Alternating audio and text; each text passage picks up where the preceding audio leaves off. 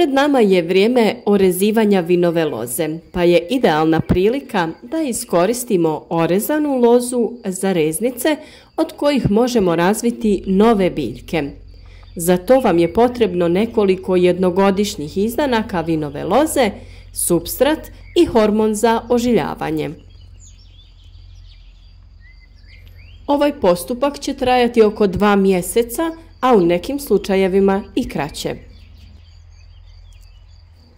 Biljke koje dobivate na ovaj način su jakog korijena i spremne za daljnji razvoj, a same osobine su iste kao i kod matične biljke. Već smo pokazali razmnožavanje raznih biljaka u videima na našem kanalu i vjerujemo da pratite naš rad.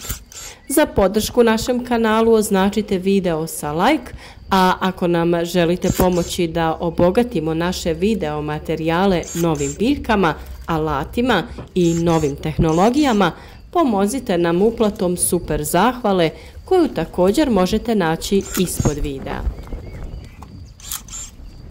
Pripremili smo reznice nakon orezivanja vinove loze i sada ćemo vam pokazati sav postupak ožiljavanja. Kao i do sada, učimo vas da i sami možete uraditi stvari za koje ste možda mislili da mogu samo profesionalci. Zajedno ćemo proći kroz sve i uspjeh kod razmnožavanja vaših biljaka biti će zagarantiran. Reznice koje smo pripremili imaju po 3 pupoljka i znamo koji je bio sa donje strane. To je jako bitno, pa pripazite da vam se ne pomiješaju prilikom orezivanja. Reznice ćemo rezati pored donjeg pupoljka pod 45 stepeni. Pored toga skinuti ćemo oko 20 mm kore blagim urezima noža. Koru ćemo skinuti sa obje strane reznice. Pupoljak koji se tu nalazi ćemo oštetiti, odnosno ukloniti. Tako pripremljenu reznicu postavljamo u supstrat. Za ovo koristimo posebni supstrat o kojem ćemo reći više u drugom dijelu videa. Prije toga da kažemo nešto o načinu slaganja reznica. Mi reznice postavljamo horizontalno u supstrat. Za to ćemo iskoristiti aluminijsku posudu koja je plitka i ne propušta vodu. Reznice ne zabadamo iz razloga što se skida praškasti hormon, ali glavni razlog je taj da horizontalni položaj reznice povećava šansu da se stvori korijen. Ovaj postupak je idealan da dođemo do vinove loze koja nam daje grozdove koje smo gledali kod prijatelja i poželjeli imati u svom vrtu. Zamolite ih da vam daju nekoliko reznica i ovakvi predivni grozdovi krasiti će vaš vrt ili voćnjak. A sada detaljnije da opišemo postupak ožiljavanja vinove loze i supstrata kao i hormona koji povećava uspjeh pri ožiljavanju. Supstrat koji mi koristimo za ovakvo razmnožavanje biljaka je supstrat od kokosovih vlakana. Ovaj proizvod je nezamjenjiv kada je u pitanju razmnožavanje vinove loze, ali još nekih biljaka. On dolazi u prešanom pakiranju te ga je potrebno prije upotrebe natopiti u vodi. Kokosov supstrat proizvođača Home of Garden nam je jako praktičan i za druge biljke, a koristili smo ga i kod sadnje borovnice. Inače, ovo pakiranje kokosovih vlakana nakon natapanja u vodi povećava volumen i dobivamo oko 70 litara supstrata. Za ovaj postupak to nam je puno, pa ćemo iskoristiti tek nekoliko komadića koje odlomimo nožem. Ukoliko komade usitnimo, oni će lakše upiti vodu u sebe i biti spremni za upotrebu. Dodati ćemo vodu nekoliko puta u manjim količinama, da ne pretjeramo, jer ne želimo da supstrat bude previše vlažan. Isti ovaj postupak primijeniti ćemo i kod razmnožavanja kivija pomoću reznica, pa ćemo pripremiti supstrat i za vinovu lozu i za kivi. Mnogi su nas pitali kada je pravo vrijeme da se krene sa ovim postupkom. Mi smo to radili u 1. mjesecu, ali preporučili bi da se postupak odgodi za 2. ili 3. mjesec. Ipak reznice nakon orezivanja ne treba ostavljati da stoje, već ih je potrebno iskoristiti što prije.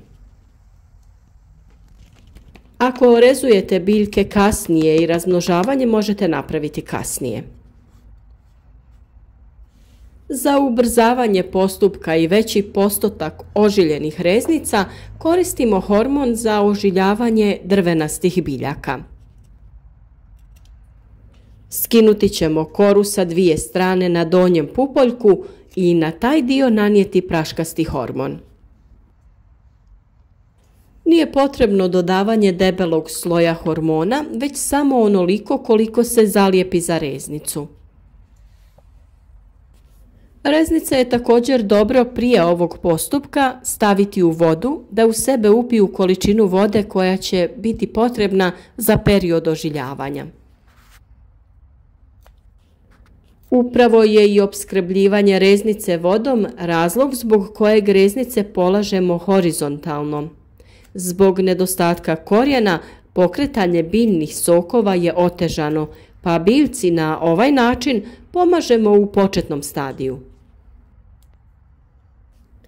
Na vrhu reznice pravimo ureze ili stružemo koru da bi lakše upijala vodu iz supstrata, ali i da bi povećali površinu, a samim tim povećavamo mogućnost puštanja korijena.